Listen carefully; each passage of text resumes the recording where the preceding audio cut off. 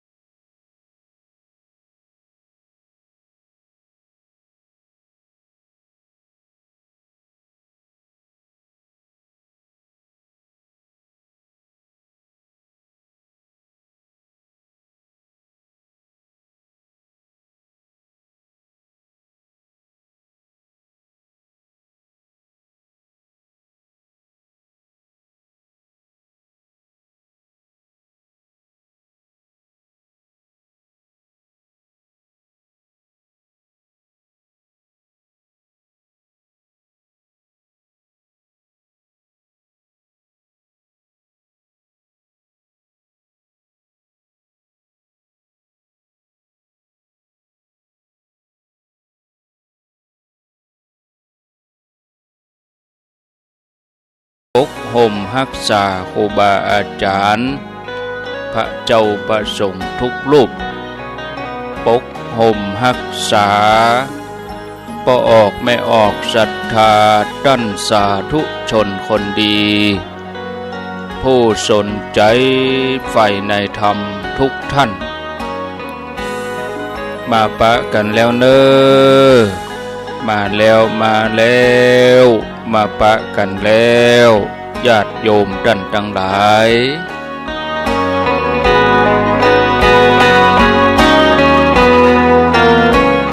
มาปะกันในรายการสารธรรมยามแลงรายการสารธรรมยามแลงมาปะมาพบญาติโยมท่านทั้งหลายเป็นประจำทุกวันศุกร์เวลาบ่าย3 โมงจนถึงเวลา5 โมงแลงความจริงแล้วรายการสารธรรมยามแลงนั้น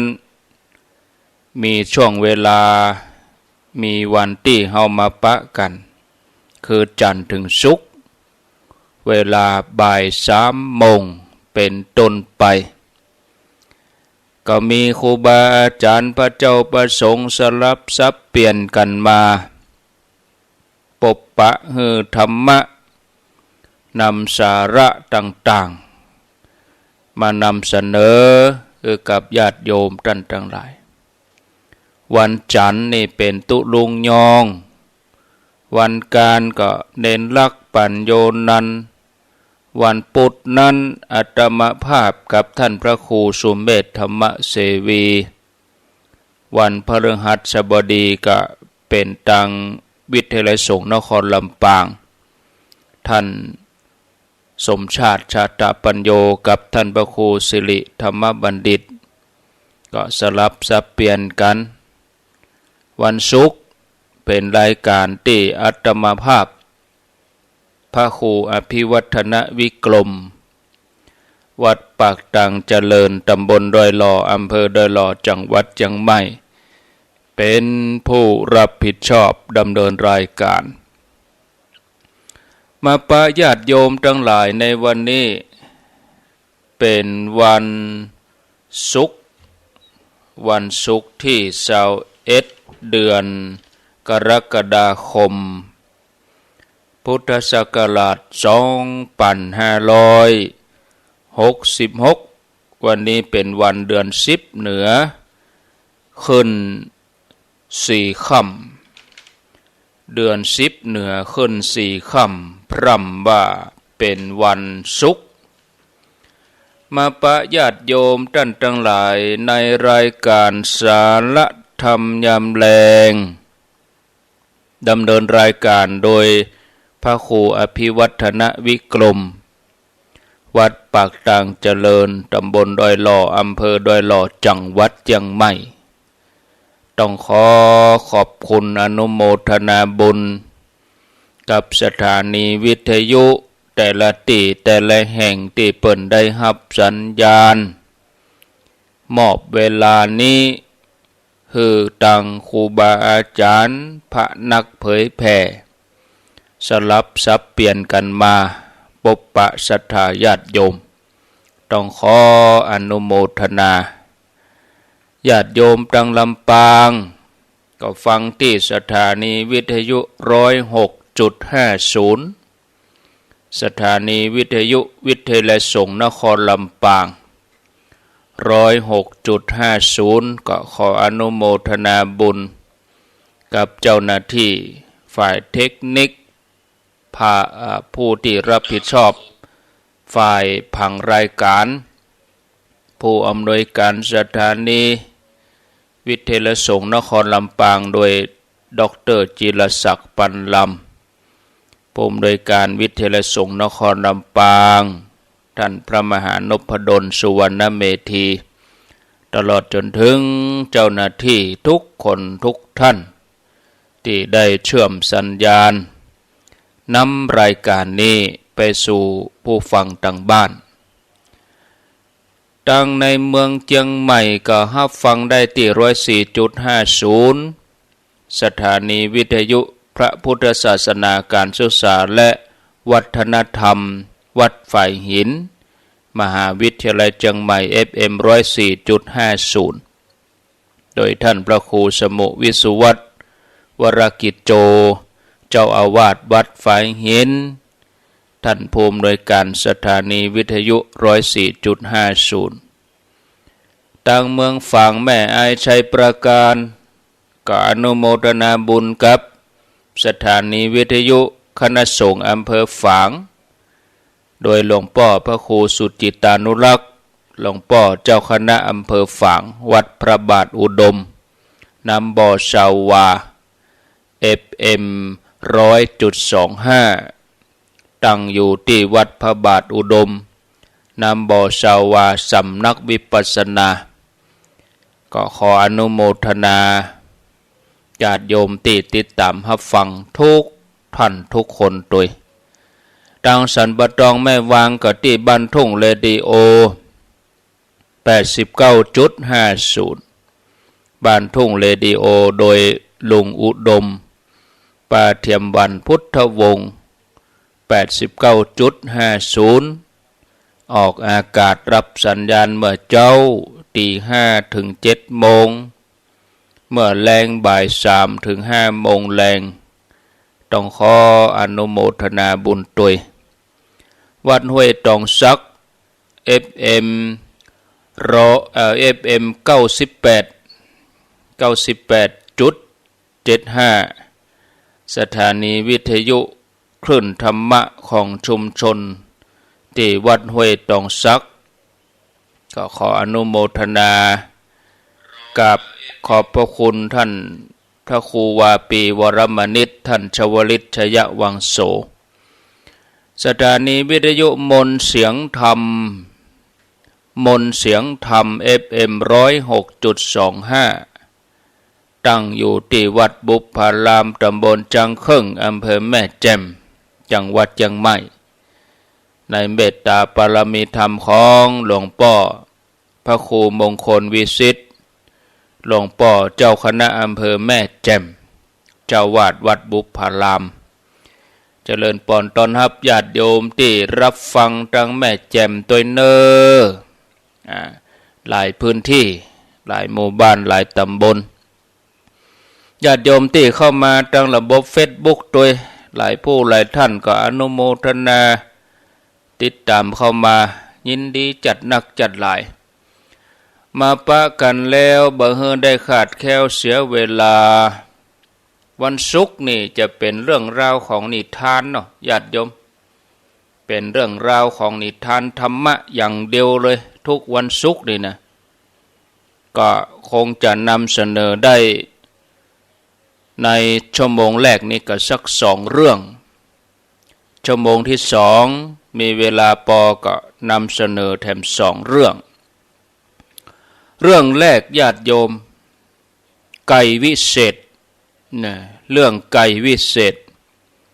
คนเฮาเกิดมามีบุญวาสนาบ่เท่ากันสิ่งของบางสิ่งบางอย่างก็เหมาะสมกับผู้มีบุญนักผู้มีบุญน้อยก็บ่อาจจะได้ไปครอบครองเอาไว้เหมือนดังกรรมพังเพยที่ว่าบุญมีแต่กรรมมาบังนี่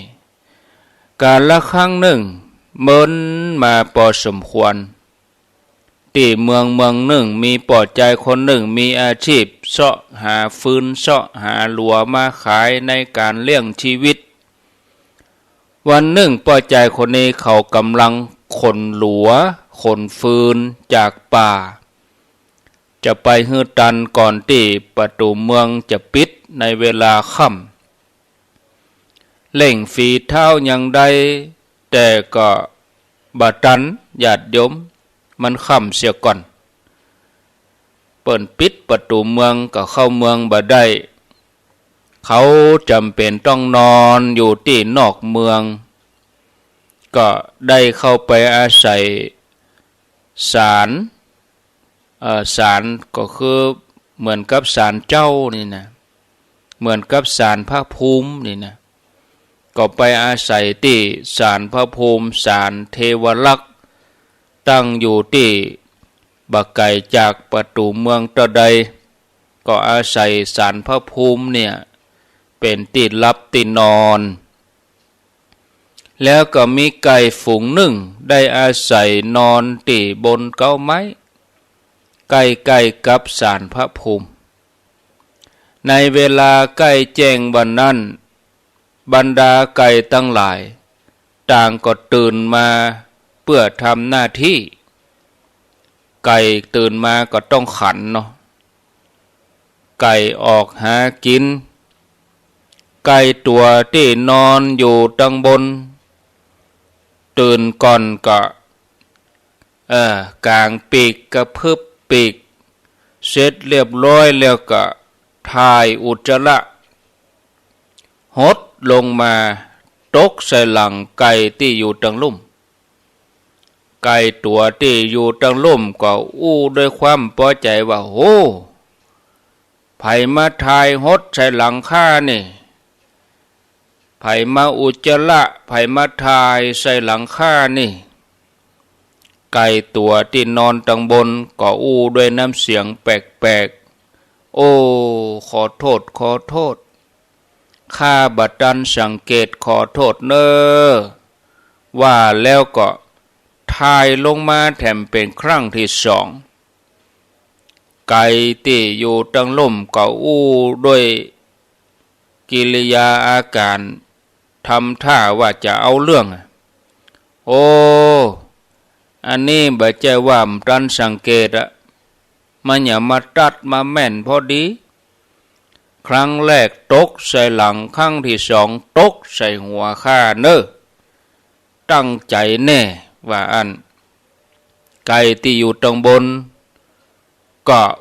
อู้กวนหน่อยนะชวนทะเลาะแล้วจะเนี่ยหยังมีปัญหากะเหรอญาติโยมแล้วไก่ถึงสองนี่ก็ทะเลาะกันโต้เถียงกันในเรื่องราวต่างๆนานาเมื่อไผ่บยอมการไผ่ต่างก็โอ้อวดสรรพคุณโอ้อวดอานุภาพในที่สุดไก่ที่อยู่ตรงบนก็ถามว่าแล้วตัวเองมีอะไรอย่างดีๆมาอวดข้าพ้องมาอวดให้ข้าพ้องเอาอะไรอย่างดีๆมาอวดไก่ที่อยู่ตรงลุ่มก็ว่ามีกามีหยังนี่หรอมีคนที่ฆ่าตัวคนที่ฆ่าตัวฉันได้เนี่ยแล้วก็เอาจิ้นไปปิ้งเนี่ยกินเนื้อที่สุกแล้วเนี่ยคนนั้นก็จะได้ทรัพย์สินเงินทองตั้งแต่เจ้าเลยไก่ตัวที่นอนตั้งลุ่มก็อวดอ้างสรรพคุณตัวเก่าอย่างนี้ไก่ที่นอนตั้งบนก็คุยทับเลยโอ้เต้าอี้บัดดายทำเป็นว่าดีเนี่ยเต้าอี้แต่งมาอ้างว่าดีอันนี้บัดเต้าตัวข้าเนอะไผ่ได้กินจิ้นอันที่เป็นจิ้นล่ำของข้านี่จะได้เป็นพญาเจ้าเมืองคนที่ได้กินจิ้นต่างนอกก็จากธรรมดาถ้าเป็นพ่อชายก็จะได้เป็นเสนาบดีถ้าเป็นสตรีก็จะได้เป็นมเหสีส่วนไผ่คนใดกินจิ้นติดกระดูกของตัวข้านี่นะถ้าเป็นฆราวาสถ้าเป็นเจ้าบ้านก็จะได้เป็นขุนคลังเลยถ้าว่าเป็นนักบวชก็จะได้เป็นนักบวชที่พญาเจ้าเมืองอุปถัมภ์บักกันบักยากบักตกยากเนี่ยไก่ตัวที่นอนตรงบนก็คุยทับเลยพรรณนาสรรพคุณของตัวเองเนี่ยญาติโยมทั้งหลายปอดใจที่นอนพักอยู่หั่นก็ได้ยินว่าโอ้สวรรค์โปรดจิ้นไก่นี่วิเศษข้านี่จะต้องได้เป็นพระราชาปอดใจนี่ได้ยินเสียงไก่ถึงสองตัวเถียงกันก็ดีใจก็เลยไปยับเอาไก่ตัวที่นอนตรงบนจัดการเชือด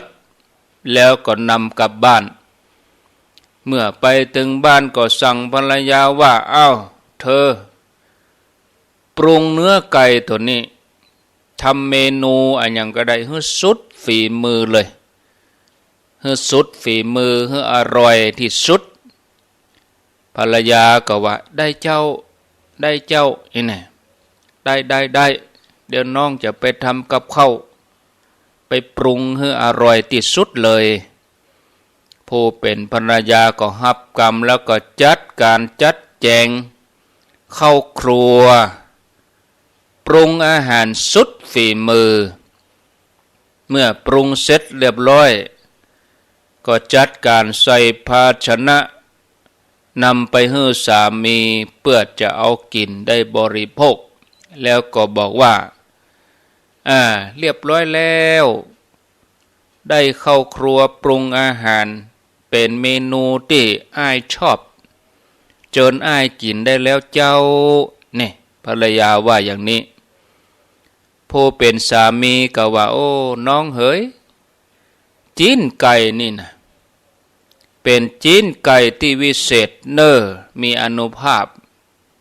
ตัวอ้ายเนี่ยถ้าได้กินแล้วเนี่ยจะได้เป็นพระราชาจะนั่นให้น้องได้กินตัวน้องจะได้เป็นมเหสีเนี่ยปะเฮาไปอาบน้ำเหี่ยก่อน ชำระร่างกายอาบน้ำมือเบามือลงแล้วเขาจะได้มากินด้วยกันเนาะเนี่ยผู้เป็นสามีก็อู้ถึงสรรพคุณของจิ้นไก่แล้วก็ฮือภรรยานี่ถือเอาภาชนะเอาหม้อเอาถ้วยเกียมอุปกรณ์เตียวไปสู่ที่แม่น้ำศักดิ์สิทธิ์เมื่อมาถึงแม่น้ำแล้วก็ให้ภรรยาวางภาชนะที่ริมฝั่งแม่น้ำแล้วก็ปากันลงอาบน้ำในขณะนั้นก็เกิดลมหลวงพายุมาสร้างความปั่นป่วนลมก็เลยปัดเอาภาชนะที่บรรจุอาหารเป็นหม้อน่ะลอยไปเลยลอยไปตามแม่น้ำในเวลาเดียวกันมหาอมาตย์ควานจ้างคนหนึ่งกำลังเฮือจ้างอาบน้ำอยู่ทางใต้น้ำปุ่นใต้แม่น้ำปุ่นทางลุ่มปุ่นก็หันใส่หม้อหันใส่ภาชนะลอยมาก็สั่งให้คนยกขึ้นฝั่งอันนั้นน่ะยังลอยมาน่ะหม้อน่ะใส่ยังยกขึ้นมาพอรู้แน่เมื่อคนยกมาแล้วหมู่บรรดาทหารยกมาแล้วก็เปิดพอรายงานว่าโอ้มีข้าวแล้วก็มีไก่ครับท่านมหาอมาตย์ก็เลยส่งให้ภรรยาที่บ้านเนี่ยฝ่ายคนที่หาหลวงหาเฟินก็เสียใจเสียได้อาหารวิเศษลอยไปตามสายน้ำเสียแล้วเนี่ยแล้วทีนี้ก็โอ้ถ้าจะได้คืนละก็เดินเศร้าซึมปิกบ้านโดยความผิดหวังในโจกชะตาของตัวเองบุญบ่ถึงนะในที่นั้นฤาษีตาทิพย์อันเป็นฤาษีประจำของอามาตย์ควานจ้างก็พักอยู่ที่สวนหลวงก็ได้พิจารณาอนาคตโดยตาทิพย์ว่าเมื่อใดเนาะโยมอุปถาของเฮาจะได้พ้นจากตำแหน่งนายควานจ้างเสียทีเมื่อพิจารณาแล้วก็หู้เหตุการณ์ทุกอย่างที่จะเกิดขึ้นก็ฤาษีนี่ก็เดินไปที่บ้านของอามาตย์แล้วก็นั่งรออยู่อามาตย์เมื่อได้หันจ้างเมื่อฮื้อจ้างอาบน้ำเรียบร้อยก็ปิ้งมาบ้านหันใส่พระฤาษี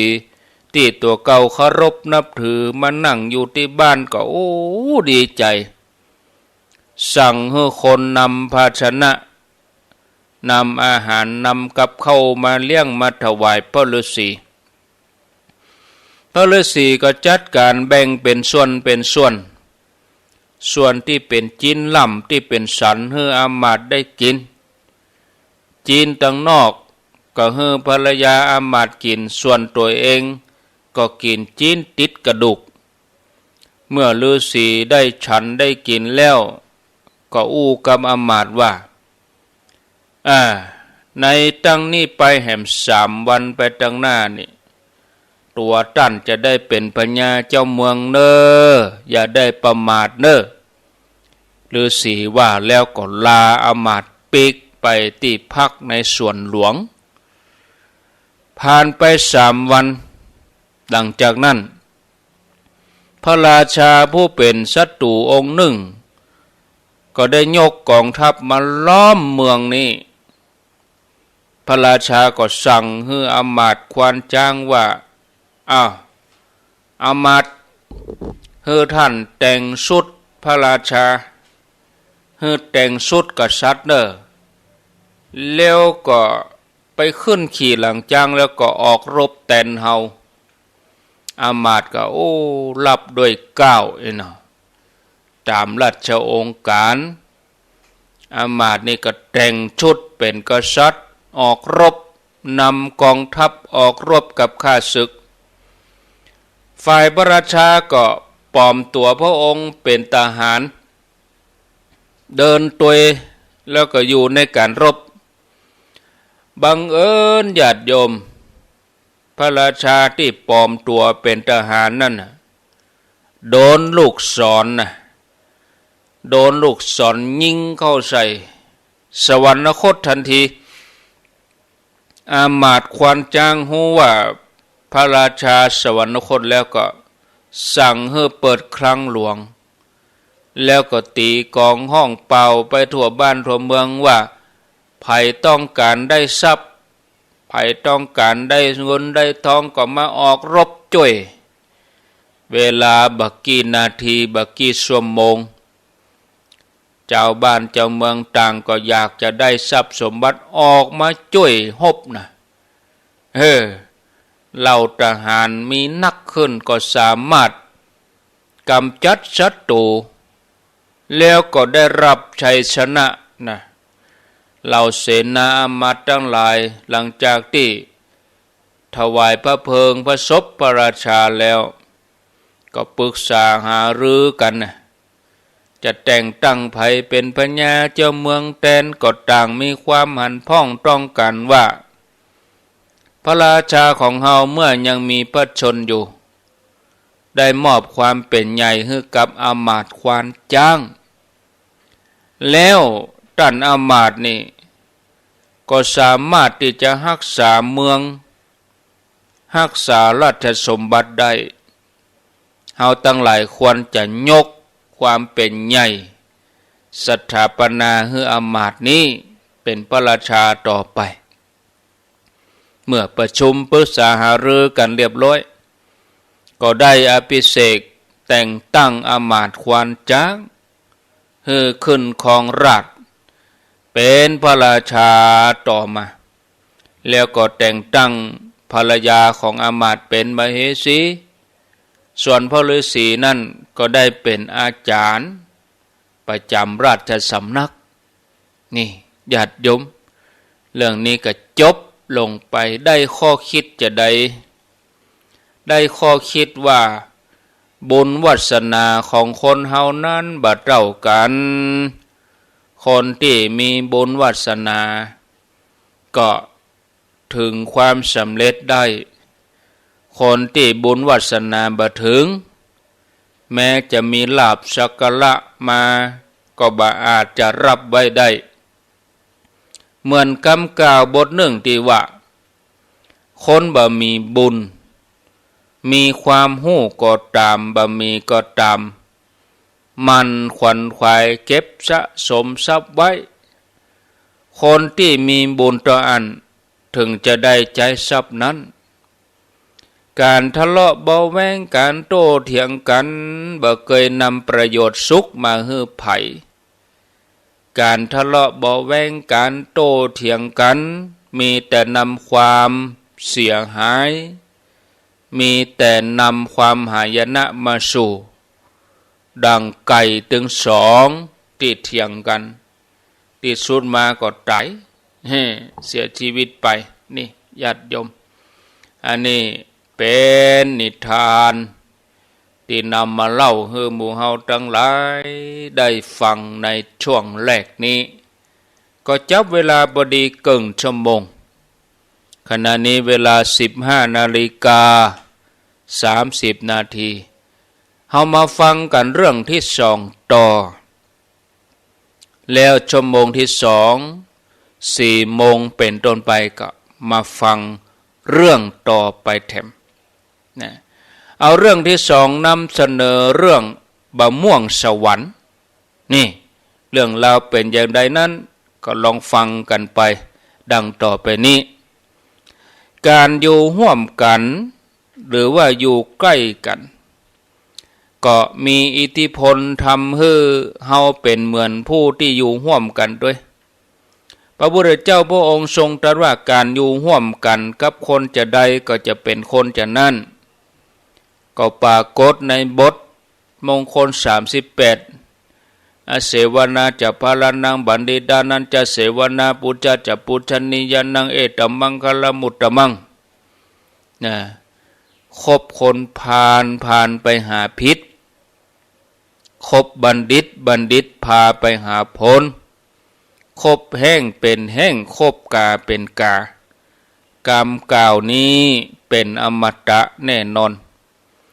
ณนครเขมรัฐอันกว้างใหญ่อุดมสมบูรณ์มีปัญญาเจ้าเมืองนามว่าพระเจ้านรินทร์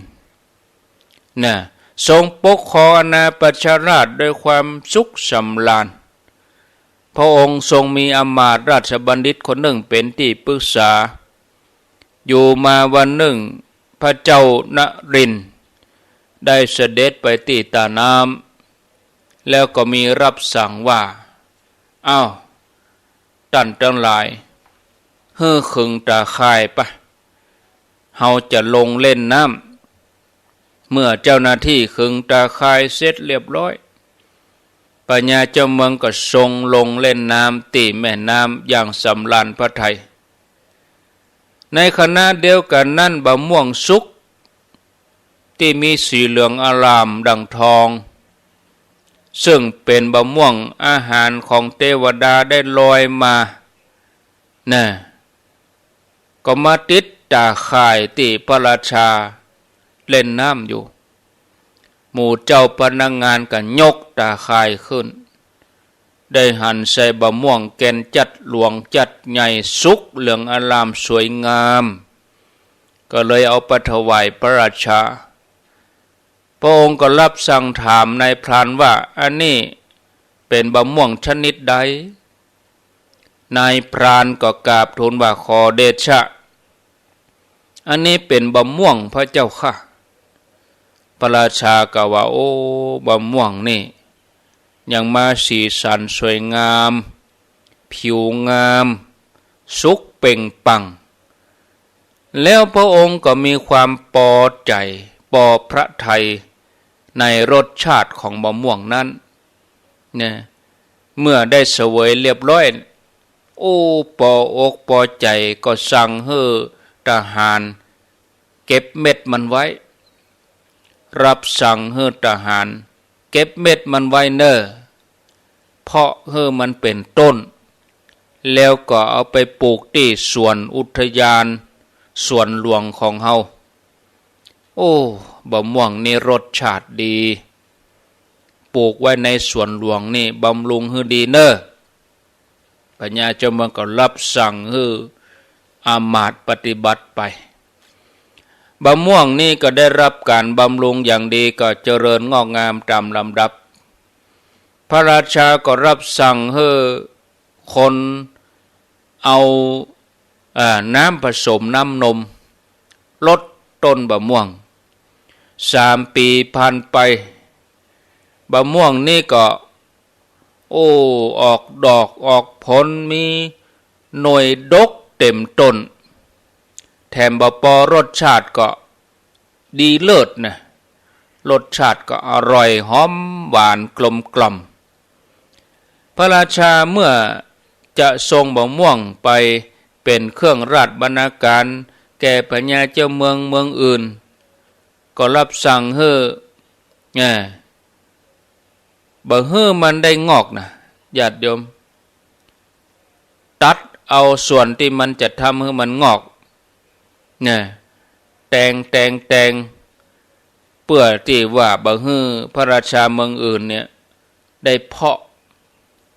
ะอย่างใดมันก็เพาะบ่ขึ้นมันก็บ่งอกคุมกำเนิดเสียก่อนมันเป็นอย่างนี้นี่เองเม็ดบะม่วงถึงเพาะบ่ออกพญาเจ้าเมือ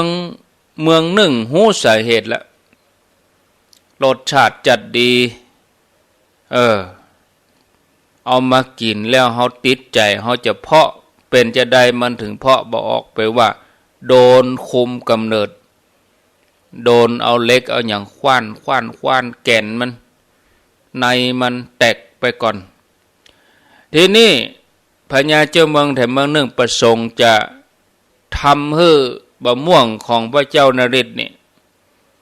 กลายเป็นบะม่วงที่ส้มกลายเป็นบะม่วงที่ขมเป็นบะม่วงที่บะมีรสชาติดีเหมือนเก่าก็เลยสั่งให้คนเฝ้าสวนที่มีความรู้ความสามารถคนหนึ่งว่าอ้าว เจ้าจงไปจัดการบะม่วงของพระเจ้านฤทธิ์เนี่ยมีรสชาติเปลี่ยนแปลงไปแล้วข้าจะมอบรางวัลอย่างงามเลยเอารางวัลอย่างดีเลยรับทราบพระเจ้าข้าเห็นแล้วคนเฝ้าสวนรับราชโองการเดินทางมุ่งไปสู่เมืองเขมรัฐของพระเจ้านฤทธิ์กราบทูลถึงความสามารถของตัวเองว่าขอเดชะพระอาญาบะป้นเก้าตัวข้าพระองค์นี่เป็นคนเฝ้าสวนมาก่อนตัวข้าพระองค์นี่มีความรู้ความสามารถหลายอย่างสามารถทำให้บะม่วงนี่ออกนอกฤดูกาลก็ได้ออกหน่วยตั้งแต่เก้าขึ้นไปเลยเนี่ยพระองค์จะเอาเสวยเวลาใดย่อมได้พระเจ้าค่ะหม่อมฉันมีสูตรเพราะดูแลสวนมาก่อนแล้วก็ทำให้บะม่วงนี้รสชาติดี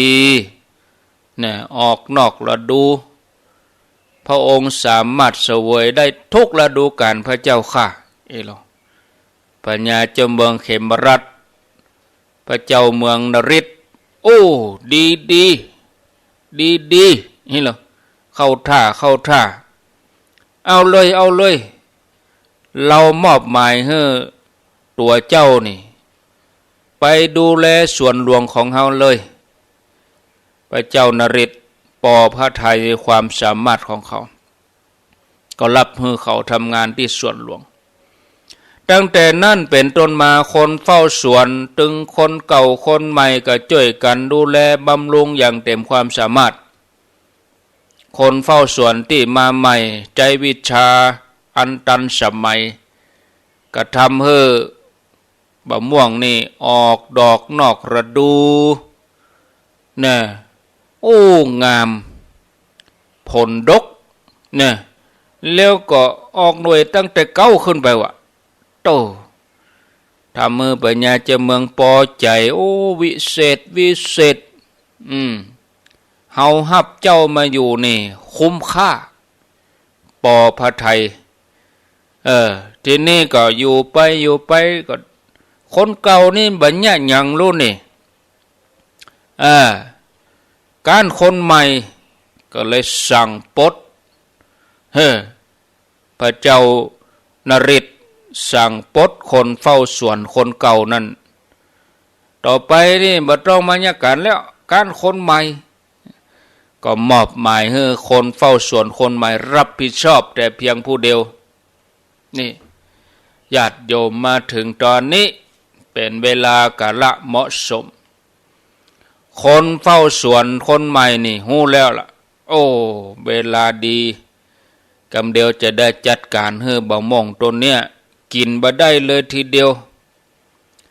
คนเฝ้าสวนคนใหม่เนี่ยหันเป็นโอกาสเหมาะ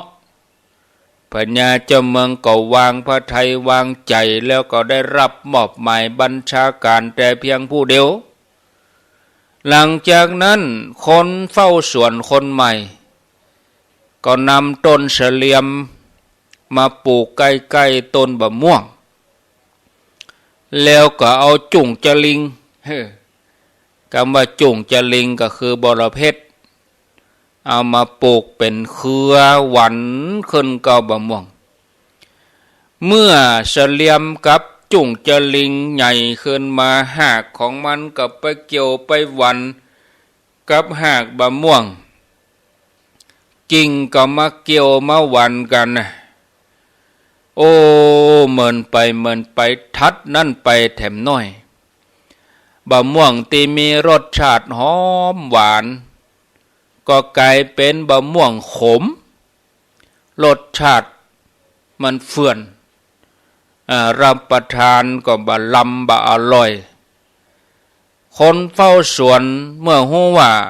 แผนการนี้ได้ผลประสบผลสำเร็จแล้วก็เลยหนีไปต่อมาวันหนึ่งพระเจ้านฤทธิ์ก็เสด็จไปที่สวนหลวงแล้วก็ได้เสวยบะม่วงแต่พระองค์บ่สามารถที่จะลืนบ่สามารถจะ กลืนบะม่วงนั่นได้เพียงแค่เอาลิ้นเตะถมขว้างไงกินบ่ได้เนี่ยถมขว้างทิ้งแล้วก็ไปถามราชบัณฑิตบอกว่าโอ้บะม่วงนี่นะบำรุงดูแลอย่างดีเป็นจะได้ถึงเป็นอย่างอี้ยังถึงมีรสขมอย่างอี้นี่ราชบัณฑิตก็ว่าขอเดชะบะม่วงต้นนี้เพราะมีต้นสะเดามีต้นสะเหลี่ยมแล้วก็เครือบรเพชรจุ่งเจริงแวดล้อมมาเกี่ยวพันฉะนั้นบะม่วงก็เลยขมพระเจ้าค่ะพระราชาเป็นอย่างนี้เองลูกฉะนั้นตั้งแต่นั้นมาพระราชาก็รับสั่งให้ขุดต้นสะเหลี่ยมตัดต้นสะเหลี่ยมแล้วก็ตัดเครือลกหากขุดเอาหากเอางุนต้นจุ่งจะเล็งบอละเพชรสะเหลี่ยมออกให้หมดเลยแล้วก็เอาปุ๋ยเอาหยังบำรุงฮดต้นโดยน้ำนมเหมือนเดิมบำรุงรักษาอย่างดีบำเมินบานานก็แต่งตั้งให้คนเฝ้าสวนคนเก่าให้มาดูแลดังเก่าเดิมอ่อนบะม่วงก็เลยมีรสชาติอร่อยเหมือนเดิมจบลงไปญาติโยมจากเรื่องเล่านิทานนี้นำเสนอให้ญาติโยมทั้งหลายได้รับฟังก็ได้ข้อคิดที่ว่าการคลุกคลีการอยู่ร่วมกันกับผู้ที่มีความประพฤติบดีความประพฤติเลวทรามบ่ว่าความคิดบ่ว่าการกระทำตัวเฮาก็จะกลายเป็นคนบดีแม้กระทั่งบะม่วงบ่มีจิตวิญญาณเพราะว่ามีต้นเสลี่ยมกับเครือจุ่งเจริงอยู่ใกล้ๆก็ยังส่งผลให้มีรสขมเหมือนดังสะเดาเหมือนดังเสลี่ยมจะอู้ไปใหญ่ถึงคนเฮาคบคนดีเป็นสีแก่ตัว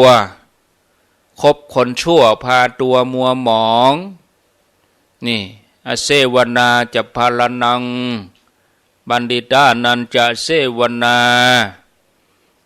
คบแห้งเป็นแห้งคบกาเป็นกา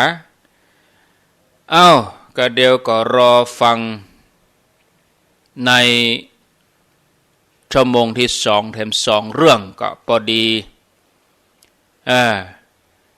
ชั่วโมงที่2นี่จะเป็นเรื่องของบัณฑิตเกลียดคนพาลแล้วแถมเรื่องหนึ่งยาวน้อยพระเจ้าอาชาติศัตรูราชาบัลลังก์เลือดนั่นเป็นอย่างใดก็รอฟังกันในชั่วโมงที่2เนาะชั่วโมงนี้พอเวลา 15:49 นาทีมีเวลาอยู่น้อยก็ลองให้ญาติโยมได้โทรมาอู้จาแจ้งผลการรับฟังได้สนทนาก็ว่าจะถามปัญหาก็ว่าจะให้กำลังใจก็ขอเจริญปอนเนอโทรมาร่วมรายการกันได้โทรมาร่วมรายการกันในหมายเลข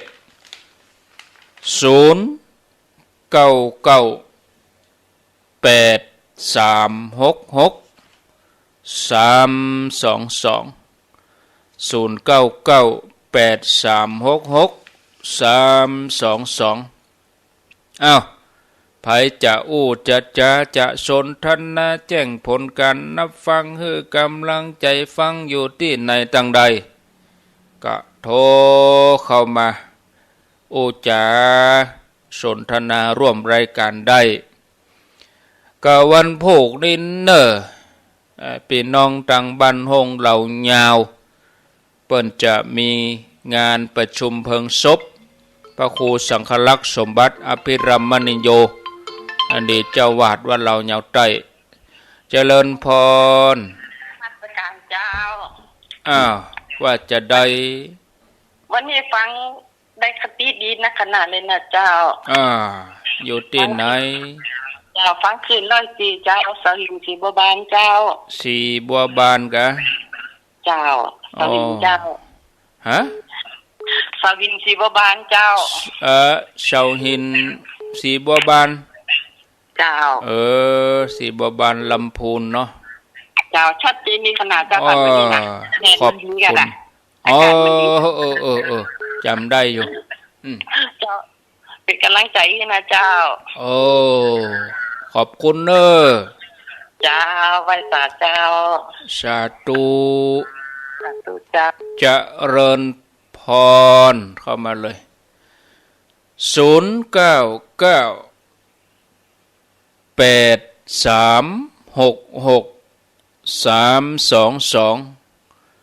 0998366322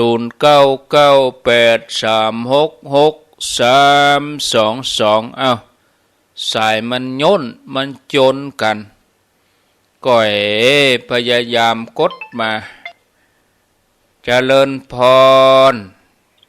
นมัสการเจ้าโทษจากไหนจากบ้านวังหม้อเจ้านาวัดเจดีย์สาวเจ้าวังหม้อเจดีย์สาวฟังชัดดีกะฟังชัดดีเจ้าลำปางหนาเจ้าฟังบุญยาวาดนี่เนาะเจ้าฟังถึงวันกะฟังได้กติดีเจ้าก็เดียวก็ฟังต่อแม่น้อยกะแม่อ้อยเจ้าแม่อ้อยเนาะเจ้าอนุโมทนาเนอะเจ้าแม่อ้อยลำปางฟังสถานีบุญยาวาดเจริญพรโทษจากไหนแม่แก้วแม่แก้วขวงเป๋าฟังชัดดีกอห้วยตองซักเนาะเสียงบ่ค่อยชัดเด้อเสียงวิทยุแม่น่ะเสียงอันโทรศัพท์แม่น่ะบ่ค่อยชัดเจริญพรมาใหม่เจริญพรเจ้าไว้สาเจ้าทดจากไหนมุกเตี้ยเจ้าแม่บุญปันกะเจ้าวันไป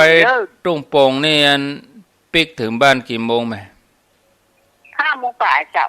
ก็พอดีอยู่เนาะเจ้าพอดีจ้ะมึงฝังก็ไปอยู่กะไปกันเกียมรถเกียมคนล่ะเนาะฮะเจ้า2 คันก่อนเจ้าไป2 กันทางฝั่งวันที่13 สิงหาเนอะเจ้าอนุโมทนาเจ้าสาธุ0998366322มีเข้ามาจะจะสนทนาแจ้งผลการรับฟังโทรมาร่วมรายการได้มีเวลาเต็ม6 นาทีช่วงแรกโทรเข้ามาแจ้งผลการรับฟังสนทนาอยู่ที่ไหนตั้งใดวันที่13 สิงหาปุ่นเนอะที่เขาจะไปตานเตียนกันไปตานเตียนที่เมืองฝางเริ่มต้นที่วัดห้วยงูในก็ญาติโยมก็กะกันเจ้าน้อย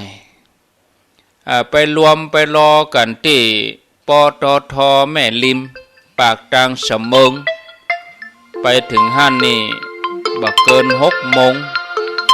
เจริญพรมัตการอาจารย์ครับครับที่อัน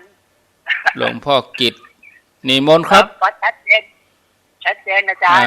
ชัดเจน ครับ104ครับเข้าท่าดีครับ โอ้104.5ครับ ครับ ราชการครับ ครับ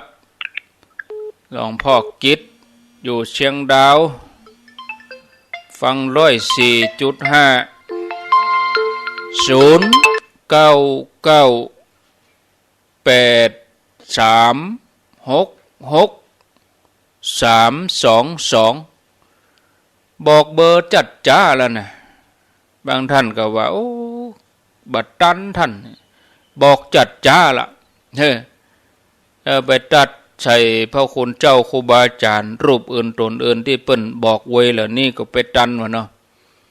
อาตมานี่ถือว่าบอกจ้าที่สุดแล้วก็บอกเบอร์โทรทีตัวนะรับสาย2 สายก็บอกเบอร์1 ครั้งก็มาอ่านก็คนเฒ่าบนจดเบอร์บัดตันเจริญพรปิดวิทยุก่อนเนอะ ไว้สัตว์เจ้า โทรจากไหนอาจารย์พระบาทหัวเสียเจ้าบางขวดเด้ออุดมผู้องค์ หัวเสือจอมตอง เจ้าไว้สัตว์เจ้าขอบคุณเนอะดีเนาะดีมีสุขเจ้าเจริญพรติดแล้วหัวเสือ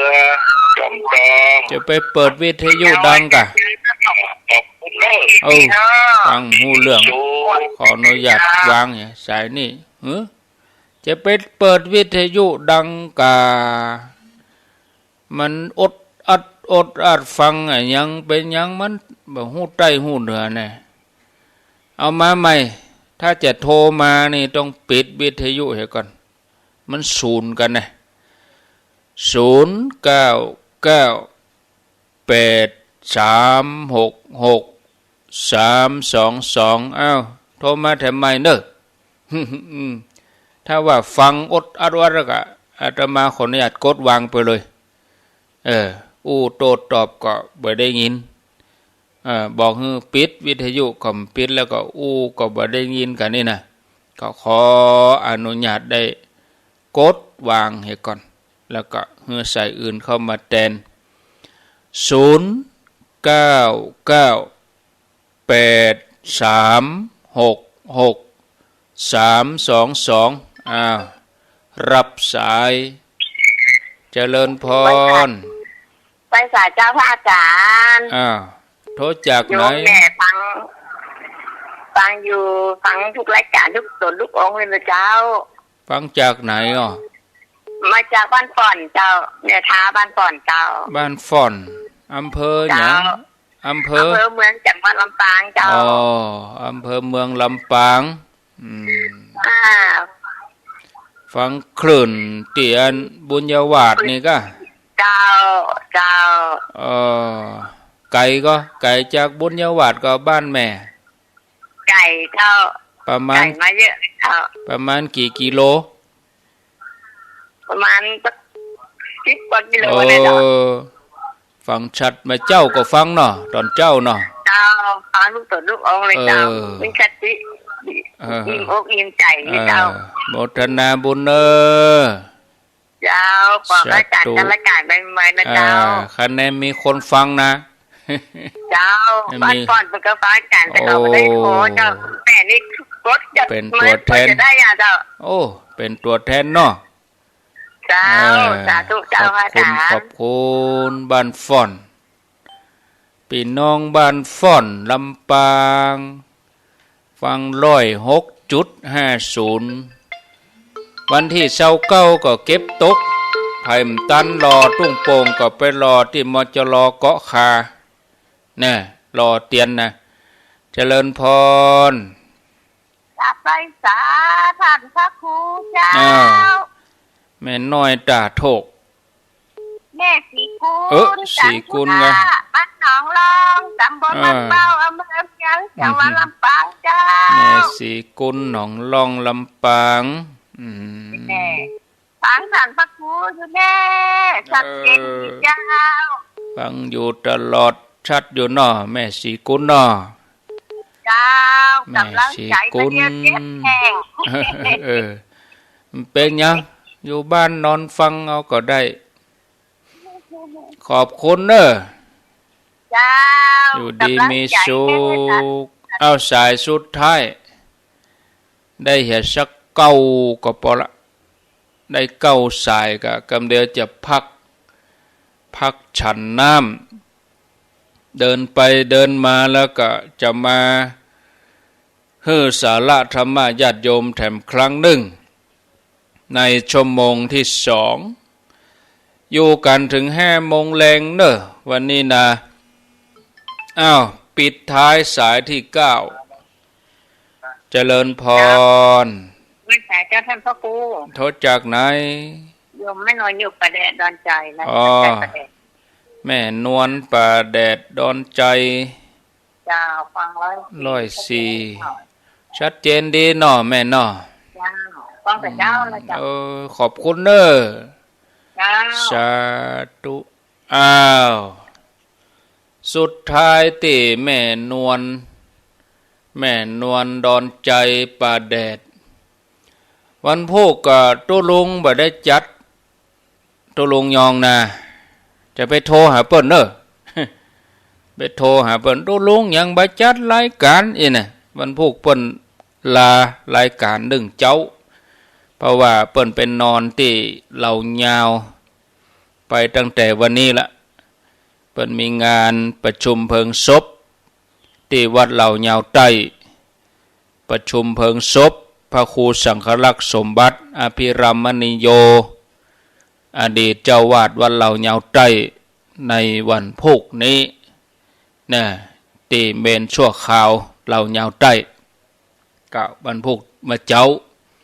ตี3นะตุลุงบ่ได้จัดรายการก็วันพุธอาตมาก็จะฮือท่านสมชาติปัญโยเปิ้นจัดแทนความจริงอาตมาจัดก็ได้แต่ว่าร่างกายมันบ่ค่อยไหวเนาะเมื่อวันเฮาก็ไปการบ่ได้พักผ่อนเมื่อคืนก็มีงานวันนี้ก็มีศพวันพุธแถมวันค่ำ22วันพุธวันค่ำ23แถมวันค่ำอบรมปูจานมคณายกที่โดยสัพปัญญูวันค่ำ24ก็มีงาน25ก็มีเปาะไปถึงสิ้นเดือนพุ่นน่ะจะได้พักก็วันที่1ที่2พุ่นน่ะ1-2 สิงหาบ่จะได้พักนะจะว่าได้พักก็บ่ได้พักของเก่า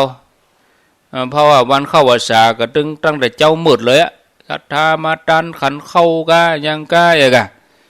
หลายอย่างเนาะญาติโยมเนาะฉะนั้นก็ถ้าบาล่ำได้มาจัดรายการก็ญาติโยมก็ต้องเข้าใจเอานะครูบาอาจารย์เปิ้นติดภาระธุระที่เปิ้นจัดรายการสม่ำเสมอบางทีเปิ้นมาจัดให้เฮาฟังเฮาได้ยินมาเป็นฮู้ต่อใดถ้าเปิ้นจะเว้นหมอกวัน2วันก็ให้หมู่เฮาเข้าใจเหียว่าเปิ้นมีธุระเปิ้นมีงานเฮาบ่ได้อยู่ด้วยกันนี่เฮาฮู้หรอบางท่านบอกการยังล่ำเหลือหารู้เจ้าก็ลองมาอยู่สักกึ่งวันจะเข้าใจหลายท่านนี่เคยไปตัวอาตมาเหมือนกันนะอีล่ำเหลือท่านอาจารย์เดินทางเนี่ยออกวัดตั้งแต่ตะวันบ่ออกเข้าวัดกับตะวันตกพอดีแทบจะอย่างนี้ไม่ใช่เฉพาะกับอาตมานะครูบาอาจารย์หลายตนหลายองค์ก็เหมือนเดียวกันเนี่ยอันนั้นญาติโยมก็ได้ยินได้ฟังหมอก2 โมง 2 ชั่วโมงอีกก็ถือว่าดีละได้ฟังรายการกันเนาะเอาเนาะอาตมาขออนุญาตได้พักสัก 3-4 นาทีไปเติมน้ำอุ่นก่อนเนอะเติมน้ำอุ่นแล้วก็กำเดียวก้อยปีกมาปะกันแถมกำฟังไรนี้ไปไหนเตือนเนอกำเดียวก้อยมาปะกันพักสักกำก่อนถึงจะได้อยู่ด้วยกันแถมชั่วโมงก่อนเนอะภัยโทบัดดันช่วงแรกก็ขออภัยเอาไว้ชั่วโมงที่2ต่อไป ขอบคุณทุกคนทุกท่านพักชักกรรมก่อนเจริญพร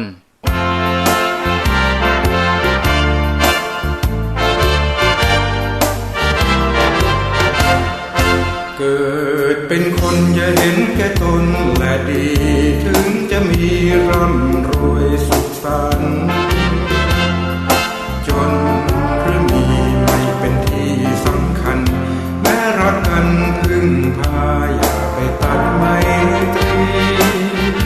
เกิดมาพึ่งกันผิวพรรณใช่แบ่งศักดิ์ศรีวันนี้เราอยู่คิดดู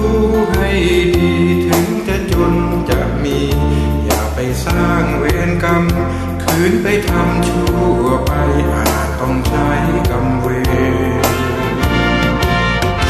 อย่างง่ายโลกหลงเพราะคงจะเกิดลำเค็ญ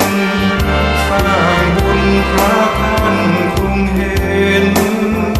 ร่มเย็นพ้นความกังวลถึงวิบัติขัดสน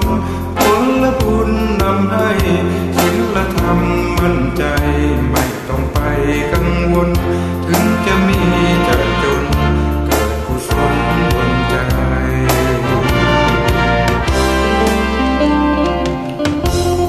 พระสุกาสอนมีคุณธรรมโทษทนเสน่ห์คุณสำคัญหมายในการนรชาติที่วางวายมาลายสิ้นทั้งอินทรีย์สุขทั่วไปชั่วดีดำไว้ในโลกาเกิดเป็นคนอย่าเห็นแก่ตนและดีถึงจะมีร่ำรวยสุขสันต์จนหรือมีไม่เป็นที่สำคัญแม้รักกันพึ่งพาอย่าไปตัดไมตรีเกิดมาพึ่งกันผิวพรรณใช่แบ่งศักดิ์ศรีวันนี้เราอยู่คิดดู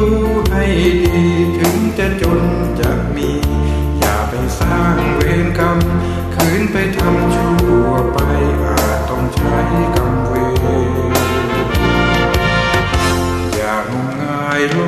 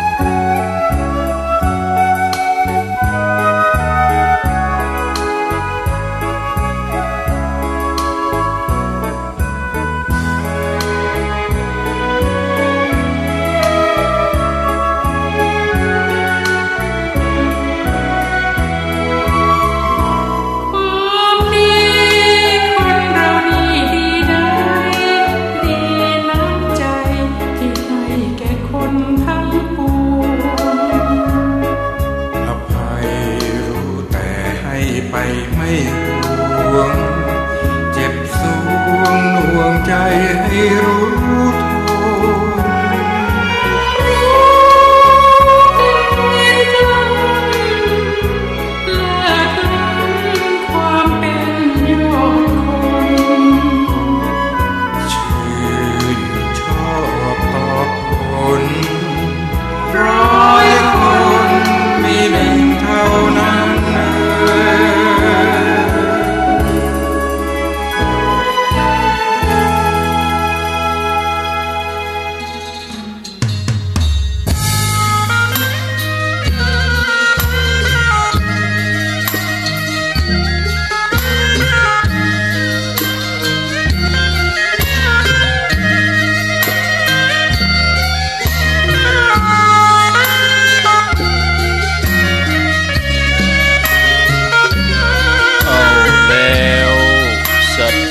ญาติโยม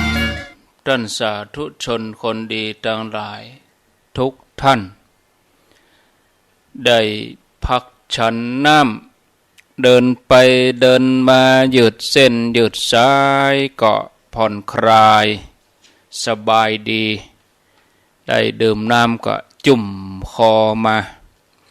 16 นาฬิกา 12 นาที4 โมงกับ 12 นาทีญาติโยมกำลังรับฟังรายการสารธรรมยามแลงดำเนินรายการโดยอาตมาภาพพระครูอภิวัฒนวิกรมวัดปากตังเจริญตำบลดอยหล่ออำเภอดอยหล่อจังหวัดเชียงใหม่มาทำหน้าที่จัดรายการญาติโยมทั้งหลายได้รับฟังกันเป็นประจำทุกวันศุกร์เวลาบ่าย 3 โมงถึงเวลา 5 โมงแลงขออนุโมทนาขอบคุณที่ญาติโยมโทรเข้ามาในช่วงแรกแจ้งผลการรับฟังสีบัวบานเสาหินละปูนอยู่วังหม้อหน้าข้างวัดเจดีย์เสาลำปางแม่แก้วขวงเปาศพเตี้ยจอมตองแล้วก็เจียงดาวหลวงพ่อกิจเจียงดาวพระบาทหัวเสือจอมตองบ้านฟ่อนอำเภอเมืองลำปางแล้วก็แม่ศรีกุลตันทุละหนองล่องลำปางสุดท้ายนี้ก็แม่นวลประแดดดอนใจก็ขออนุโมทนามาปะกันในช่วงที่2บ่เฮือเป็นการเสียเวลานำเสนอเรื่องราวแถม2 เรื่อง2 เรื่องนี้ก็เรื่องแรกนิ่มปอยาวต่อได้เรื่องที่2นี่ยาวพอสมควรก็คงจะพอดีกับเวลานะบัณฑิตเกลียดคนพาลอากิตติบัณฑิตขึ้นชื่อว่าคนพาลสันดานหยาบย่อมบ่มีภัยปรารถนาจะอยากอยู่ใกล้บ่มีภัยอยากจะอู้ตวยเพราะคนพาลมีแต่สร้างความเดือดร้อนบ้านใดเมืองใดมีคนพาลสันดานหยาบมีจำนวนนักบ้านนั้นเมืองนั้นย่อมหาความเจริญได้ยากการละครั้งหนึ่งณเมืองที่มั่งคั่งอุดมสมบูรณ์เมืองอากิตติถือกำเนิดครอบครัวในเศรษฐีผู้มั่งคั่งครอบครัวหนึ่งอากิตตินี่ก็ได้ศึกษาศิลปะวิทยาทุกอย่างจนมีความชำนาญมีความรู้แตกฉานได้รับการขนานนามว่าอากิตติบัณฑิตหลังจากที่พ่อแม่เสียชีวิตแล้วอาติกิบัณฑิตก็ได้บริจาคทรัพย์จนหมดแล้วก็ออกบวชเป็นฤาษีบำเพ็ญเพียรอยู่ในป่าจนได้ฌานสมาบัติแล้วก็ปลีกวิเวกไปอยู่ที่เกาะไม้หมากเม่าอันเป็นที่สงบสงัดณที่ป่าแห่งนี้ฤาษีก็อาศัยไม้หมากเม่าประทังชีวิตก็คือในฤดูกาลที่มีหน่วยมีผลก็เอาหน่วยเอาผลมาบริโภค ในฤดูที่มีใบก็เอาใบนั่นมากินท่านเป็นผู้ที่มักน้อยสันโดษบ่ไปที่อื่นเลยโดยอนุภาพของท่านทำให้อาสนะของท้าวสักกะเทวราชนี่ฮ้อนขึ้นมาท้าวสักกะเทวราชว่าโอ้วันนี้เกิดอะไรอย่างขึ้นเนาะตีนั่งของเฮาถึงอุ่นถึงฮ้อนขึ้นมาท้าวสักกะเทวราชพิจารณาอย่างท่วนทีก็หูด้วยตาทิพย์ก็เลยแปลงตัวกายเป็นนักพรตแล้วก็เดินเข้าไปที่อาสมของฤาษีอากิติฤาษีหันนักพจน์ก็บอกว่าโอ้อันนี้เป็นบุญของเฮาเนาะนี่เกิดความดีใจก็เอาใบบักเมาใบหมักเมาที่ตัวเก่านึ่งสุกแล้วเนี่ยไปใส่ในภาชนะของนักพรตจนหมดบ่เหลือไว้เพื่อตัวเองแล้วท่านอากิติฤาษีก็ดำรงชีพอยู่ด้วยอนุภาพแห่งความปิติท้าวสักกะได้ทดสอบอากิติฤาษีทำนองเนี่ยทดสอบถึง3 วันนะถึงท่านอาติกิฤาษีก็อดอาหารถึง3 วันเหมือนกันเนี่ยในวันที่4ท้าวสักกะเทวราชก็เข้าไปหาท่านอากิติฤาษีแล้วก็บอกว่าฤาษีตัวข้าพเจ้านี่ก็เลื่อมใสในตัวท่านเนอะข้าพเจ้าจะให้ปอนท่านต้องการอะไรยังก็บอกมานะอาติกิฤาษีเมื่อจะฮับปอนจากท้าวสักกะเทวราชก็บอกว่าข้าพเจ้าบ่ปรารถนาสิ่งใดเลยมีเพียงสิ่งเดียวที่ข้าพเจ้าปรารถนาท้าวสักกะเทวราชอันแถลงตัวเป็นนักพจน์ก็ถามว่าแล้วท่านปรารถนาอะไรยังอากิติฤาษีก็บอกว่าขอข้าพเจ้าอย่าได้พบอย่าได้เจออย่าได้ฟังอย่าได้อยู่ใกล้คนพาลเลยเพียงเท่านี้ก็ประเสริฐที่สุดแล้วขออย่าได้ปะอย่าได้เจอท้าวสักกะเทวราชก็ถามว่าเพราะอะไรยังคนพาลทำอะไรอย่างให้ท่านถึงกล่าวอย่างนั้นอาติกิฤาษีก็บอกว่าอันคนพาลคนอันธพาลนี่ชอบจักจวนไปในทางที่เสื่อมเสียชอบทำสิ่งที่ก่อให้เกิดโทษทำความเดือดร้อนไผว่ากล่าวตักเตือนดีๆคนพาลนี่ก็โกรธเครียดโกรธเนี่ยชอบคดโกงการบ่ได้ปะได้พบการบ่ได้หันคนพาลก็ถือว่าเป็นงานอันประเสริฐอากิติฤาษีกล่าวบรรยายถึงโทษที่เกิดจากคนพาลแล้วก็ได้กล่าวต่อไปแถมว่าหากจะได้พบหรือสนทนาเจรจากับไผข้าพเจ้าก็ขอ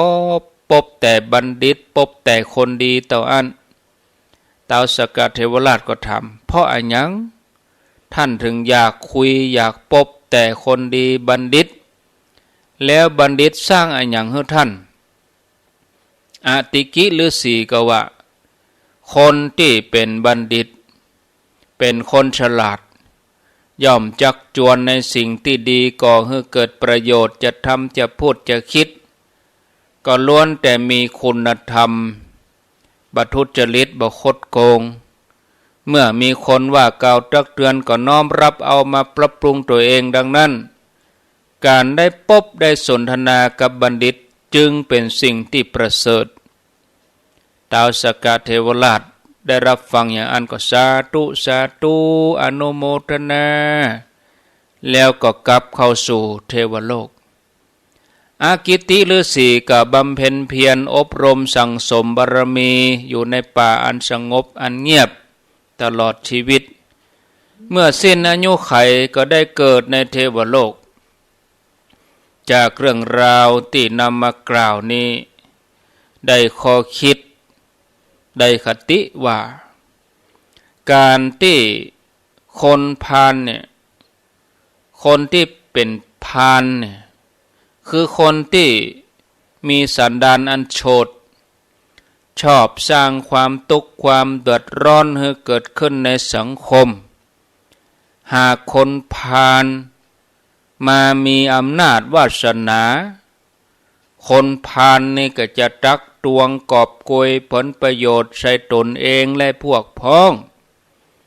ส่วนผู้ที่เป็นบัณฑิตจะมีลักษณะตรงกันข้ามกับคนพาลบ้านใดเมืองใดมีคนพาลนักบ้านนั้นเมืองนั้นมีคนพาลเข้ามาบริหารอาณาประชาราษฎร์ประชาชนก็จะเดือดร้อนไปทั่วกันนี่ต่อไปญาติโยมเรื่องของพระเจ้าอาชาติศัตรูบัลลังก์เลือดนะ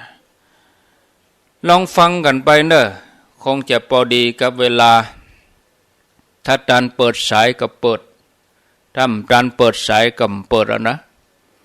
คนเฮานี่ญาติโยมบอกว่ามีฐานะมีหน้าที่อย่างใดก็ตามถ้าว่าไปคบหาสมาคมกับคนชั่วคนบ่ดีคนบ่มีศีลบ่มีธรรมก็ย่อมนำความเดือดร้อนคนบ่ดีคนชั่วจะชักชวนชักนำให้เฮาไปเป็นอย่างที่เขาทำเหมือนดังพระเจ้าอาชาติศัตรูที่ไปคบหากับพระเทวทัตแล้วก็สร้างความวิบัติให้เกิดขึ้นดังเรื่องราวที่จะนำมากล่าวดังต่อไปนี้ณกรุงราชคฤห์พระเจ้าพิมพิสารปกครองอาณาประชาราษฎร์ด้วยความผาสุกตลอดมาพระองค์ทรงมีพระราชโอรสองค์หนึ่งชื่อว่าอาชาติศัตรูเมื่อครั้งพระพุทธเจ้าเสด็จมาที่กรุงราชคฤห์พระเจ้าพิมพิสารพร้อมด้วยข้าราชบริพารจำนวนนักก็ได้เข้าเฝ้าฟังพระธรรมเทศนาแล้วเปิ้นกับบรรลุโสดาบันพระเจ้าพิมพิสารสร้างวัดเวรุวันถวายเป็นอารามในพระพุทธศาสนาส่วนพระเจ้าอาชาติศัตรูนั้นเมื่อครั้งดำรงเป็นอุปราชทรงเลื่อมใสในข้อปฏิบัติของพระเทวทัตถือเอาพระเทวทัตเป็นอาจารย์เพราะว่าเทวทัตนี่มีฤทธิ์แสดงฤทธิ์ให้พระเจ้าอาชาติศัตรูได้หันพระเจ้าอาชาติศัตรูมีความหุมมีความศรัทธาในเรื่องของอิทธิปาฏิหาริย์ก็เลยอุปถัมภ์พระเทวทัตด้วยลาภสักการะแล้วก็ยังเสด็จไปที่สำนักของพระเทวทัตบอกว่าเจ้าค่ำต่อมาวันหนึ่งพระเทวทัตไปเข้าเฝ้าพระพุทธองค์เนี่ยแล้วก็ขอปกครองสงฆ์เนี่ยขออนุญาตนั่นขออนุญาตนี้เว้นให้พระสงฆ์เว้นนั้นเว้นนี้มากมายหลายอย่างแต่พระองค์บ่อนุญาตทำให้พระเทวทัตนั้นเกียจแล้วก็พระเจ้าอาชาติศัตรูก็ไปอยู่ที่ในวังแล้วก็พระเทวทัตก็ไปเข้าเฝ้าอยู่ที่พระตำหนักของพระเจ้าอาชาติศัตรูพระเทวทัตกราบทูลพระเจ้าอาชาติศัตรูว่าโอ้พระกุมารเมื่อก่อนนี้มนุษย์เป็นผู้มีอายุยืนแต่เดี๋ยวนี้มนุษย์อายุสั้นหากพระองค์สวรรคตเสียก่อนภัยจะสืบราชสมบัติอย่าได้ให้เกิดอย่างนั้นเลยให้พระองค์ไปปลงพระชนพระบิดาแล้วก็ขึ้นของราชเสียเองเลยถ้าขืนรอเวลานะมันจะจ้าไปส่วนอาตมาภาพ จะคิดแผนการปลงพระชนพระพุทธเจ้านะแล้วเฮามีความเป็นใหญ่ถึงสองถึงศาสนาจักรแล้วก็อาณาจักรอาตมาภาพจะตั้งตัวเองเป็นพระพุทธเจ้าเลยนี่ญาติโยมโอ้ดีละนี่หรอพระเจ้าอาชาติศัตรูเข้าใจพระองค์ก็เจือกรรมยุยงการจักนำของพระเทวทัตต่อมาวันหนึ่งเมื่อถึงเวลาตะวันเตี้ยงแล้วก็เน็บพระแสงคือดาบนะเสด็จไปที่พระราชมณฑลหมู่อมาตย์ก็ยับพระองค์เอาไว้แล้วก็ถามว่าพระโอรสเสด็จมาด้วยธุระอย่างใดพระเจ้าอาชาติศัตรูก็บอกว่าเฮาต้องการจะมาฆ่าพระบิดาเนี่ยพระเจ้าพิมพิสารก็ถามพระโอรสนะบอกว่าโอ้เจ้าต้องการจะมาฆ่าป่อเพื่ออันยังวะนะขอเดชะหม่อมฉันต้องการครองราชสมบัติพระเจ้าข้าเองแล้วพระเจ้าอาชาติศัตรูตอนนั้นเป็นอุปราชอยู่นะพระเจ้าพิมพิสารผู้เป็นพ่อว่าอ๋อเรื่องตัวเองลูกเฮ้ยก็ลูกถึงจะได้เป็นแตนนี่แล้วจะมาปงพระชนจะมาฆ่าป่อเนี่ยยังแถมลูกเฮ้ยป่อถึงจะยกฮือนะแล้วก็พระองค์ก็สละราชสมบัติพระเจ้าพิมพิสารนี่นะสละราชสมบัตินี่ฮือแก่อาชาติศัตรูกุมารหลังจากที่ยึดเอาราชสมบัติเรียบร้อยตามประสงค์ได้ดังใจพระเจ้าอาชาติศัตรูก็ส่งข่าวไปให้พระเทวทัตว่าบัดนี้ความปรารถนาสำเร็จแล้วเนอบรรลุวัตถุประสงค์แล้วฝ่ายพระเทวทัตทราบข่าวก็ได้ทูลถามถึงเรื่องการได้มาของราชสมบัติเมื่อได้หู้ถึงวิธีการได้มาของราชสมบัติพระเทวทัตก็ยุยงพระเจ้าอาชาติศัตรูแถมว่าโอ้บ่ได้นะพระองค์ทรงเป็นเหมือนคนที่ขังสุนัขจิ้งจอกไว้นะสุนัขจิ้งจอกขังไว้ในกล่องแล้วก็เอาหนังหุ้มบักกี่วันพระบิดาของพระองค์ก็จะยึดคืนแน่นอนนะพระเจ้าอาชาติศัตรูก็ว่าแล้วจะเฮือเนี่ยจะใดขอถวายพระพรก็จัดการเสียเลยกะจัดการยังใดโหก็ไปเฮืออธิบายอย่างไงปงพระชนเลยนะเทวทัตยุยงอย่างนี้เทวทัตนี่บดีเตะบดีว่ายุยงให้ลูกฆ่าป่อเนาะชื่อก็ถึงว่าเทวทัตไปไหนก็ไปเตฮะนี่ได้ทีนี้พระเจ้าอาชาติศัตรูก็ถามว่าพระบิดาของเฮาบอกควรที่จะปงพระชนด้วยสัตตาแม่นกอเนี่ยเทวทัตก็แนะนำแผนการอันชั่วร้ายบอกว่าบ่ต้องเอามีดเอาผ้ายับไปขังแล้วก็หืออดอาหารอดเข้าแล้วก็ถึงจะตายคนเดียวนี่เมื่อพระเจ้าอาชาติศัตรูได้รับอุบายอันชั่วร้ายของเทวทัตแล้วก็รับสั่งให้ทหารนำพระเจ้าพิมพิสารผู้เป็นพระราชบิดาไปขังคุกไว้เป็นคุกฮ้อนเนี่ยญาติโยมเอาไฟมาสุมแวดท่านนะญาติโยมทั้งหลายเนี่ยรับสั่งเด็ดขาดห้ามไผเยี่ยมยกเว้นแม่เฮา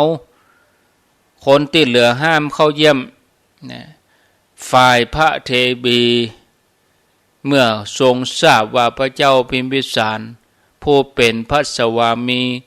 ถูกลูกในไส้คือพระเจ้าอาชาติศัตรูผู้เป็นโอรส สั่งให้เอาไปขังคุกฮ้อนพระมหาเทวีก็รู้สึกบ่สบายพระทัยบ่สบายใจ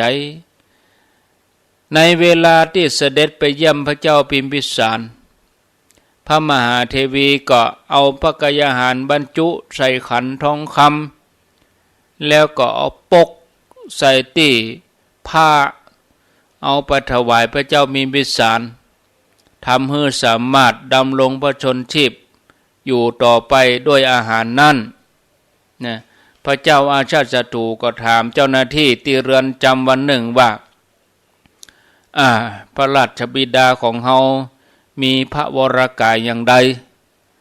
เจ้าหน้าที่ที่ควบคุมเรือนจำนะก็ว่าขอเดชะพระเจ้าพิมพิสารมีร่างกายแข็งแรงดีอยู่พระเจ้าค่ะโคเป็นไปได้จะใดสั่งให้อดอาหารหลายวันเป็นไปได้จะใดก็สั่งให้มีการสอบหาสาเหตุทหารเจ้าหน้าที่ก็ว่าขอเดชะพระมหาเทวีเนี่ยได้เอาอาหารปกใส่ผ้าเนี่ยเอามาถวายเนี่ยพระองค์ก็เลยมีร่างกายแข็งแรงดีพระเจ้าข้าทหารที่ควบคุมห้องขังก็รายงานอย่างนี้พระเจ้าอาชาติศัตรูก็รับสั่งเด็ดขาดว่าถ้าอย่างนั้นหมู่เจ้าจังหลายนี่นะห้ามพระมารดาของเฮาเอาพระกายอาหารซ่อนไว้ส่วนใดส่วนหนึ่งเอาใส่ผ้าปกมากาเอาใส่อย่างมากาห้ามเด็ดขาดตรวจค้นบางทีก็เอาใส่มวยผมพุ่นก็มีพระเทวีก็หาวิธีเนี่ยจะได้ญาติโยมทั้งหลายเอาปกใส่พระโมลีคือมวยผมพระเจ้าอาชาติศัตรูหู้เรื่องก็รับสั่งแถมเนี่ยจะได้ดีก็เอาใส่ในฉลองพระบาทเอาใส่ในรองเท้าพุ่นนะปิดอย่างมิดชิดเข้าไปได้เตื้อสองเตื้อก็โดนยับได้แถมนะญาติโยมทั้งหลายพระเทวีก็บ่ท้อถอยอุตสาหาวิธีที่จะเอาพระกายาหารไปถวายพระเจ้าพิมพิสารผู้เป็นพระสวามีทีนี้ญาติจะได้ก็อาบน้ำเรียบร้อยก็เอาเนยเอาน้ำผึ้งตาเนี่ยญาติโยมเนี่ยพระเจ้าอาชาติศัตรูก็ถามทหารแถมเป็นจะได้พ่องก็ร่างกายยังแข็งแรงเหมือนเก่าพระเจ้าข้าก็เลยหู้ว่าพระเทวีเอาเนยใส่ในคนเอาน้ำผึ้งมาตาร่างกายแล้วก็เอาเข้าไปถวายพระเจ้าพิมพิสารพระเจ้าพิมพิสารก็รับสั่งเด็ดขาดว่าตั้งแต่บัดนี้เป็นต้นไปบ่ฮื้อเข้าเยี่ยมละหมู่เจ้าทั้งหลายเนี่ยห้ามห้ามพระมารดาของเฮาบ่ฮื้อเข้าไปแถมแล้วนะพระเทวีเมื่อบ่สามารถเข้าไปเฝ้าพระเจ้าพิมพิสารที่ห้องขังได้ก็ได้แต่เสด็จไปอยู่ใกล้ๆที่ประตูห้องขังนะมองด้วยพระเนตรที่ท่วมไปด้วยน้ำตาเนี่ยน้ำตาท่วมเลยเสด็จปีอันนี้เป็นการเยี่ยมครั้งสุดท้ายของหม่อมฉันตั้งแต่นี้เป็นต้นไปหม่อมฉันก็สามารถจะมาเยี่ยมเสด็จปีได้แล้วถ้าหากหม่อมฉันเคยกระทำผิดต่อเสด็จปีก็ขอให้อภัยกันเสียว่าแล้วก็กราบทูลลากันแสงก็คือโศกเศร้าเสียใจร้องไห้ตั้งแต่นั้นเป็นต้นมาพระเจ้าพิมพิสารก็อดอาหารแต่พระองค์ก็ยังมีพระชนอยู่ต่อไปโดยความสุขที่พระองค์เกิดจากการได้เข้าถึงมรรคผลพระองค์เดินจงกรมทำให้พระวรกายผ่องใสพระเจ้าอาชาติศัตรูถามผู้คุมห้องขังพระบิดาของเขาเป็นจะได้พ่องผู้คุมนั่นก็รายงานว่าขอเดชะ พระเจ้าพิมพิสารก็ยังมีร่างกายแข็งแรงดีผิวพรรณพุทธพองพระเจ้าค่ะพระเจ้าอาชาติศัตรูก็แปลกใจเนี่ยจะได้เป็นผู้ที่มีใจมืดบอดนะเพราะว่า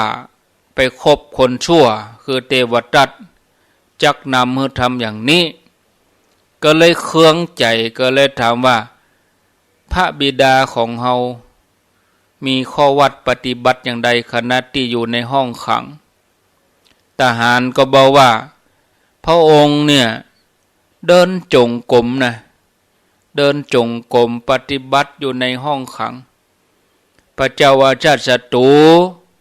ผู้มีจิตใจมืดบอดบ่นึกถึงคุณของพ่อแม่แต่น้อยเพราะว่าจิตใจมืดมัวโดยการจักนำโดยกรรมของเทวทัตพระเจ้าอาชาติศัตรูก็เลยสั่งให้ช่างกระบกช่างกระบกก็คือช่างตัดผมพวกเจ้าจงเอามีดโกนมาเอามาเนี่ยจะได้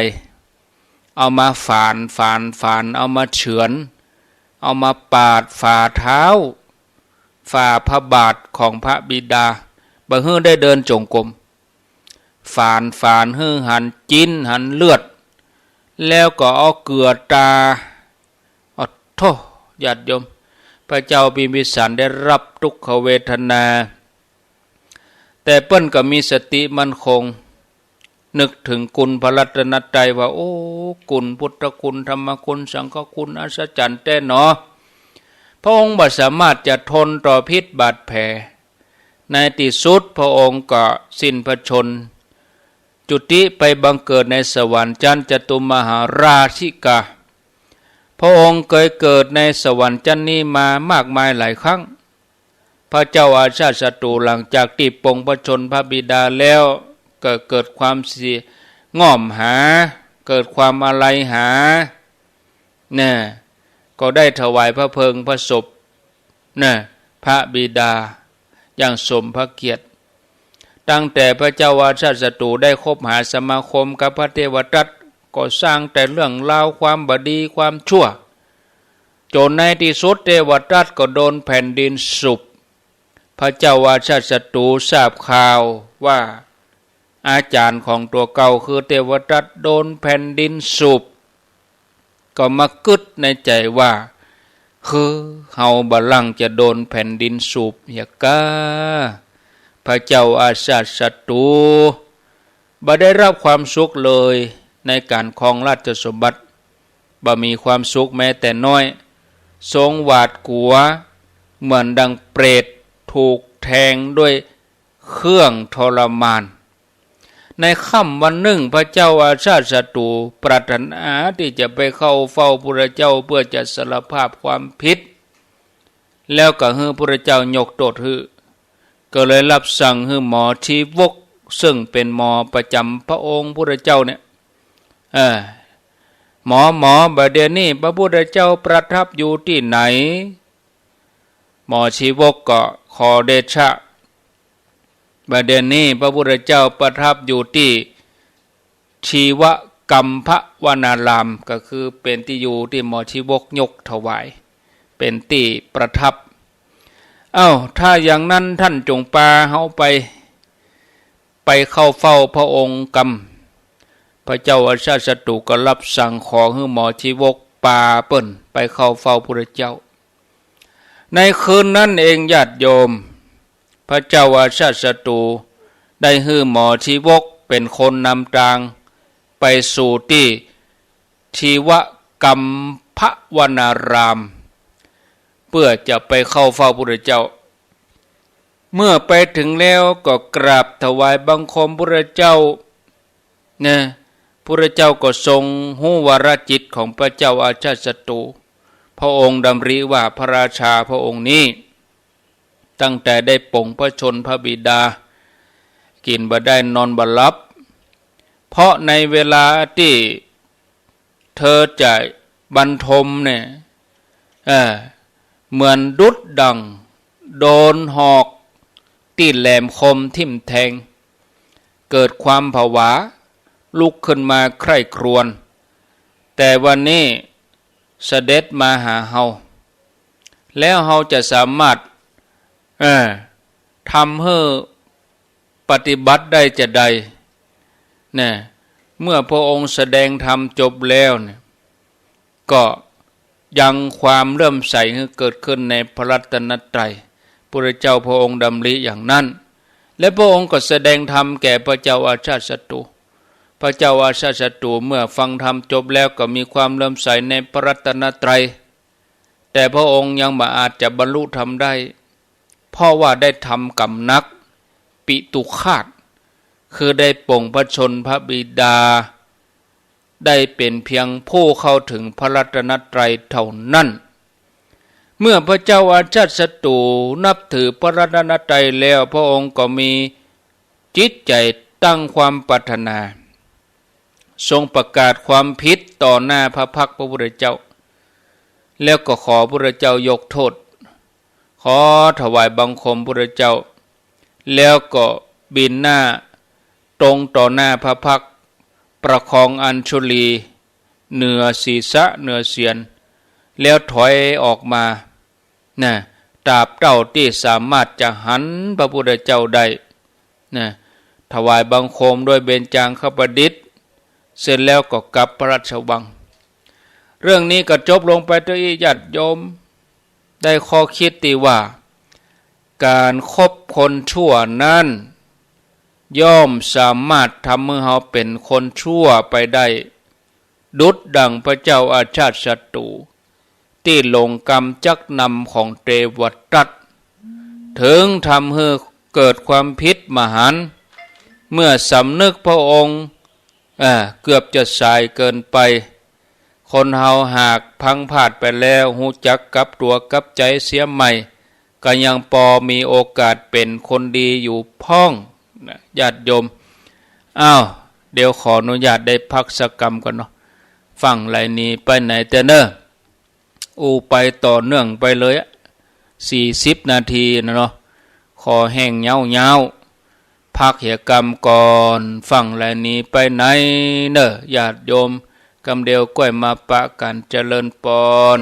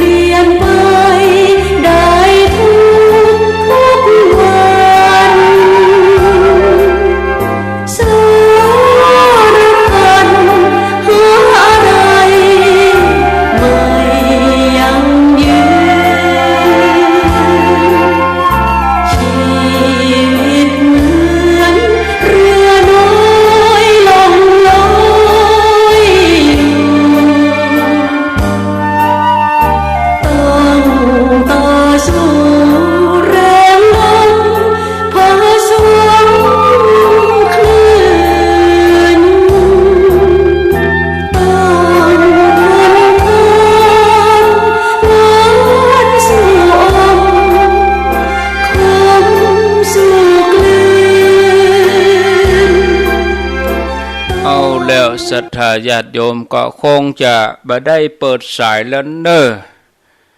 ถือโอกาสได้ลากันไปเพียงตัวอีพอดีก็มีธุระให้มะเนาะโอ้ยดีก็มีธุระในต้นชั่วโมงมีธุระด่วนๆเนาะก็เดี๋ยวขออนุญาตตรวจลากันไปตัวอีเนอะเวลาที่เหลือก็ฟังธรรมะต่อไปเนอะญาติโยมขอจะ